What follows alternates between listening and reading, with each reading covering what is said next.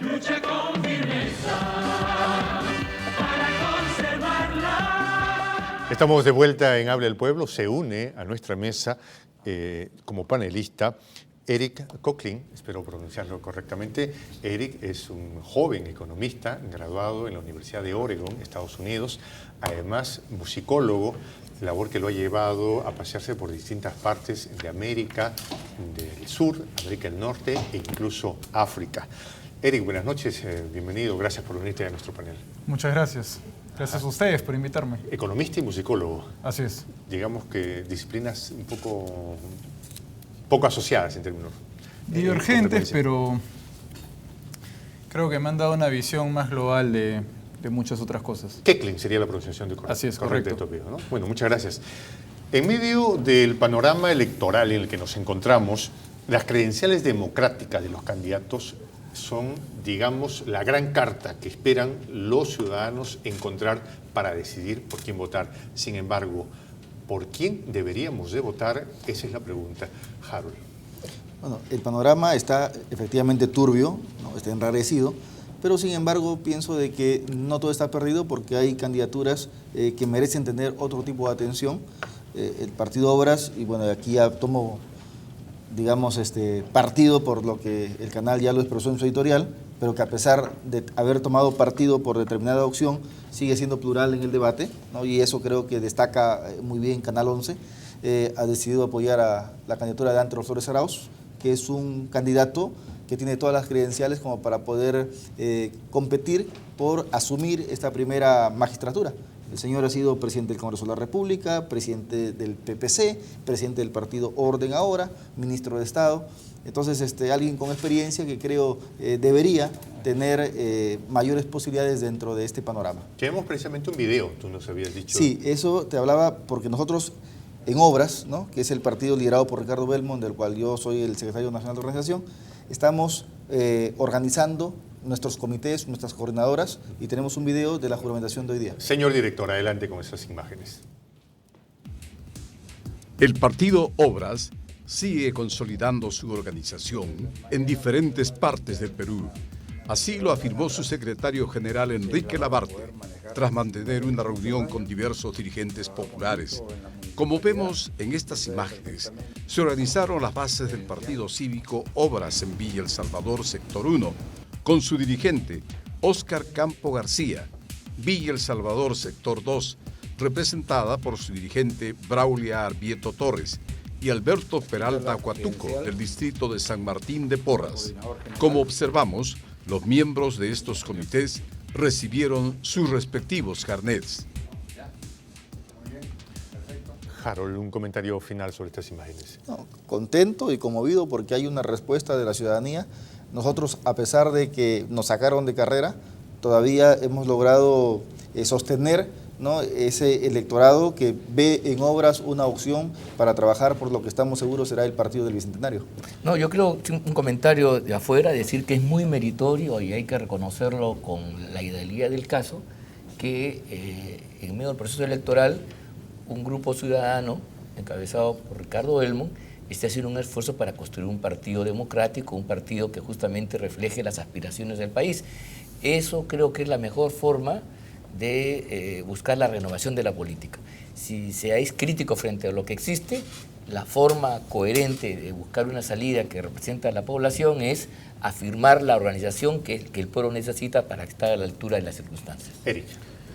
Bueno, evidentemente nosotros tenemos una historia republicana en la cual los medios de comunicación siempre han tomado y han actuado a favor de un partido político o un candidato en particular, ¿no?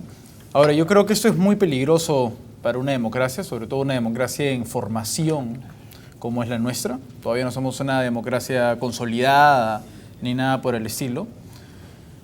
Y creo que los medios tienen que ser un poco más claros en por qué candidatura apuestan, ¿no?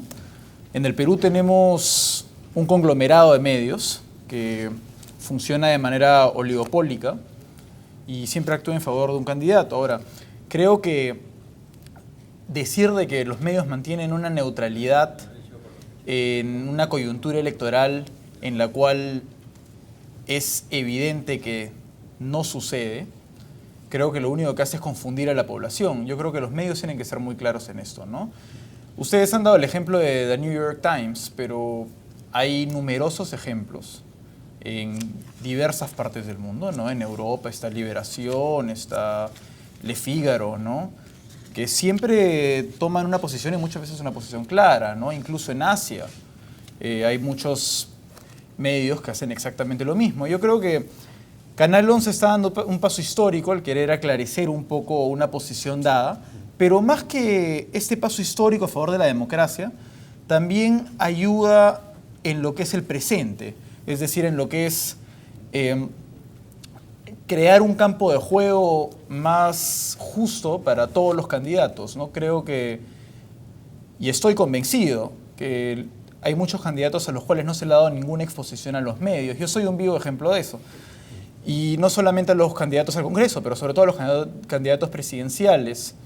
Yo creo que Canal 11 ha mantenido su pluralidad y su neutralidad. Espero que lo siga haciendo, pero creo que esto da impulso a que otros candidatos que han sido completamente censurados por los medios, por el favoritismo de los medios de comunicación, ahora puedan tener una ventana abierta para poder expresar ideas y propuestas. No, lo que pasa es que así como nosotros que siempre criticamos las cosas que están sucediendo políticamente en este escenario, y nosotros seguimos trabajando desde Obras, fortaleciendo y reconstruyendo lo que estamos seguros será un gran partido desde ahora, sin ánimo electorero, porque las elecciones son el 10 de abril. Lo que logremos en este momento no nos sirve para esta elección.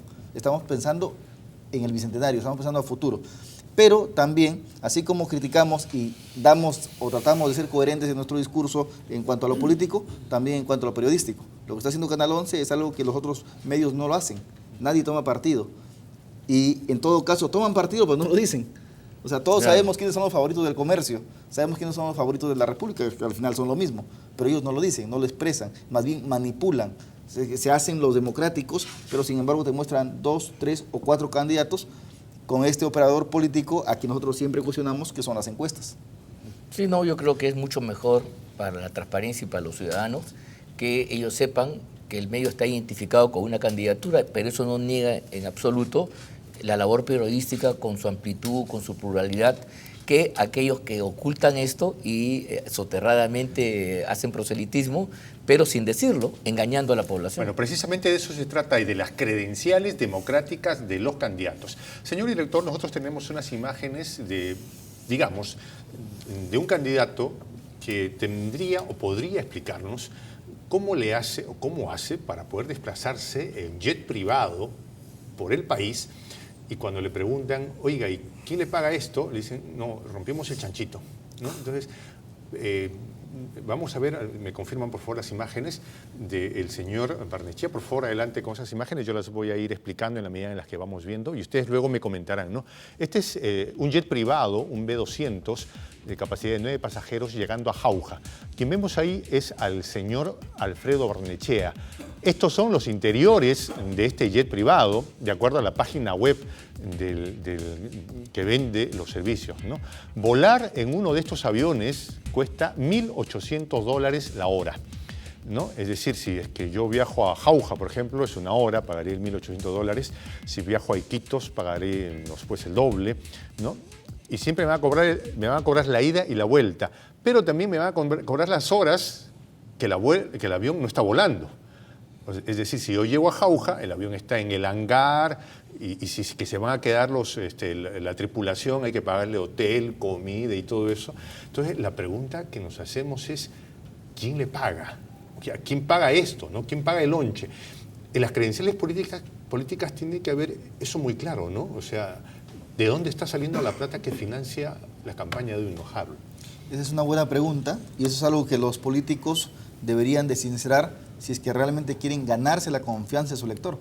Para nadie es un secreto que detrás de la candidatura de Alfredo Barnechea está pues la presencia de Raúl Díaz-Canseco, que es un ex vicepresidente que tuvo que renunciar por cuestionamientos no de índole moral ni sentimental, sino porque hizo supuestos negociados con el aeropuerto Jorge Chávez y con quien en aquel entonces era el suegro, ¿no? El papá de la chica con la que estaba. Entonces, que un personaje como este señor esté detrás de esta candidatura, entonces ya te deja pues demasiadas dudas, ¿no? Sí, yo creo que estas interrogantes deben ser absueltas a la brevedad por el imputado, por el candidato, porque creo que no le haría bien a él en absoluto que esto quede en el silencio, quede en el claroscuro, porque la transparencia entonces se vería totalmente dañada.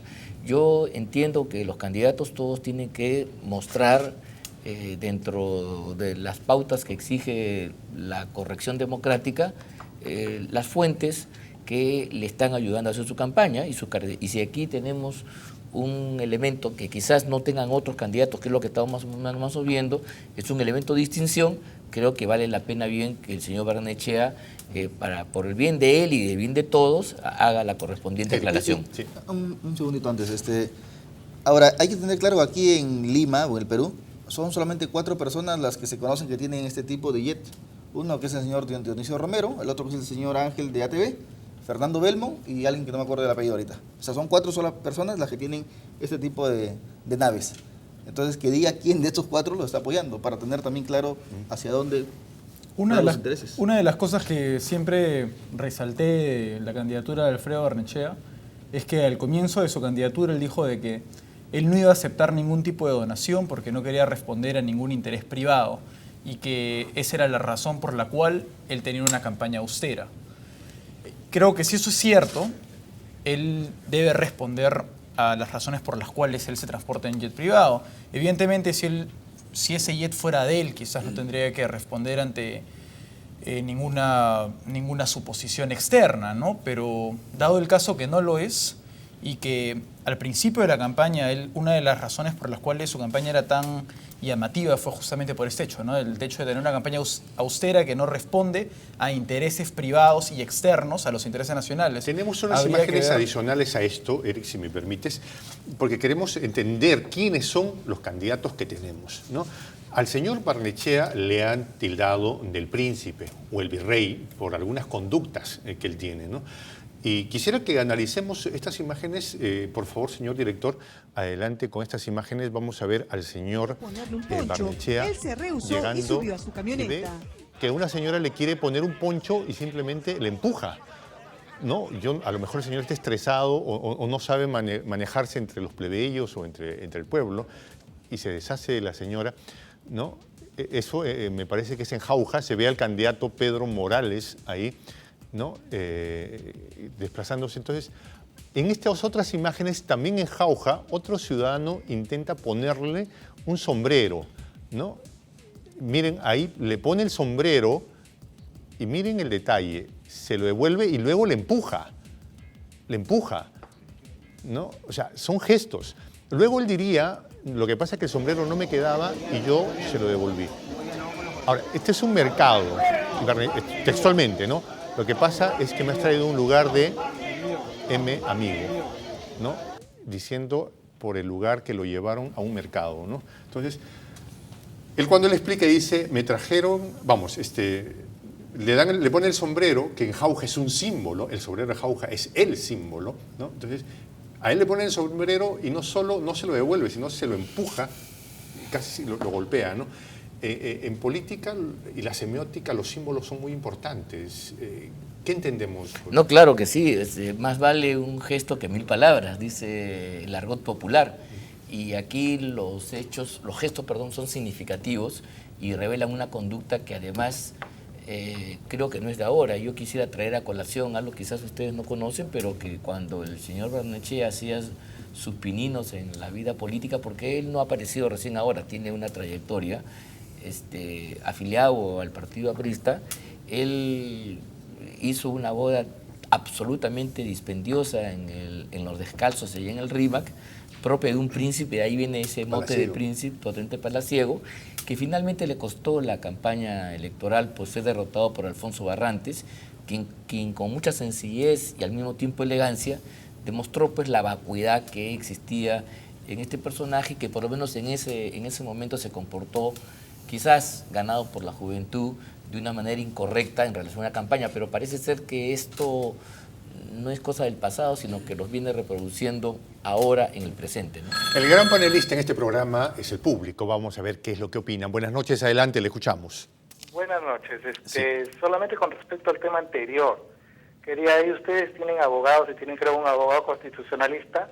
Quería saber, el Jurado Nacional de Elecciones tiene la facultad de cambiar o omitir parte de una ley, porque Espadaro se está basando en el fundamento número 18 de la resolución contra Acuña, cuando ahí ese fundamento ha omitido los terceros. Muchas gracias, muchas gracias. Buenas noches, adelante, le escuchamos. En breve, por favor. Aló, buenas noches con Sí. el panel. Sí, le escuchamos. Mira, primero que nada, como peruana, por favor, le invoco a los peruanos para que no voten por ninguno de izquierda. Miren lo que acaba de pasar en Bélgica. Ok, muchas gracias. Buenas noches, adelante, le escuchamos, con la brevedad que exige la televisión. Aló, buenas noches. Aló, buenas noches. Sí, adelante, le escuchamos. Bueno, mi opinión es, yo soy una mujer bueno, sencilla, pobre y de la provincia. Yo lo único que estamos cansados con las opiniones porque la misma situación opinan porque no se preocupan, así deberían preocuparse de la muerte que están haciendo, de tanta gente que mueren, tanta gente que están en delincuencia. ¿Cómo no pueden opinar? Le agradecemos, muchas gracias, muchas gracias. Tenemos un video más sobre el señor Barnechea, si me permite, nuestro equipo de producción, en la que se ve cómo es que esa conducta principesca, de la que ha hecho referencia nuestro invitado Ángel, podría tener referencia cuando le dicen, oiga, ¿y qué el periódico? ¿Cómo se informa? Él dice, no, yo solo leo prensa extranjera. Así, ¿cómo se informa? Tengo un equipo de gente que se encarga de leer los periódicos, los lee por mí y luego me entrega un informe, ¿no? Yo solo leo periódicos de otros lugares, extranjeros, ¿no? Adelante con esas imágenes. No veo televisión y casi no leo periódicos. Leo los periódicos que me interesan, que son periódicos extranjeros. ¿Cómo se conecta entonces con la realidad del país? Bueno, tengo mucha gente alrededor que lee todo, que me informa, me hace resúmenes. No veo televisión y casi no leo periódicos. Bueno, tengo mucha gente alrededor que lee todo, que me informa, me hace resúmenes. Soy realista, creo yo, no sé, ¿qué opinas de...? Este es el candidato de sin ladrones, sin millones, pero con aviones, ¿no? Lamentable en alguien que es un intelectual, ¿no? Que tiene algunas obras atendibles, pero que en el escenario político no presenta las credenciales como para poder sintonizar y contactar con un público, con un electorado, que lo último que quiere o que necesita son precisamente personajes con este tipo de actitudes. Entonces, por ahí como que ha ido desencantando a ciertas personas que empezaron a seguirlo en algún momento y que, según la encuestocracia, le permitieron ascender al 4º lugar. Ahora, yo no sé hasta qué punto se siga sosteniendo. Claro, las redes sociales comienzan a reventar exigiéndonos que volvamos a presentar estas imágenes de esta forma de mirar el país de este candidato. Adelante, señor director. No veo televisión y casi no leo periódicos. Leo los periódicos que me interesan, que son periódicos extranjeros. ¿Cómo se conecta entonces con la realidad del país? Bueno, tengo mucha gente alrededor que lee todo, que me informa, me hace resúmenes. No veo televisión y casi no leo periódicos. Bueno, tengo mucha gente alrededor que lee todo, que me informa, me hace resúmenes. Tengo gente que trabaja por mí leyendo y luego me informa. Bien virreinales son, ¿no? Sí, pues es un estilo que lamentablemente lo mantiene ahora y en la medida que se lo conozca un poco más creo que va a salir a relucir con toda su crudeza, porque finalmente el estilo es el hombre y eso es algo que se mantiene durante toda la vida.